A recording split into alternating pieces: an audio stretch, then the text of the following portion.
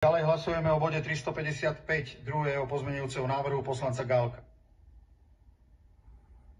Prezentujeme sa a hlasujeme o bode 355 druhého pozmeňujúceho návrhu poslanca Gálka.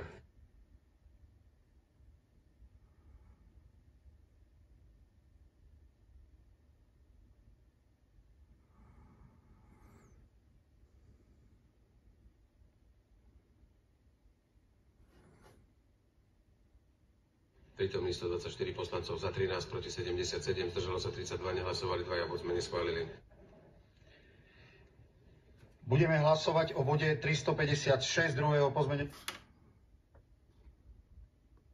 Prezentujeme sa a hlasujeme o bode 356 z druhého pozmeňujúceho návrhu poslanca Gálka.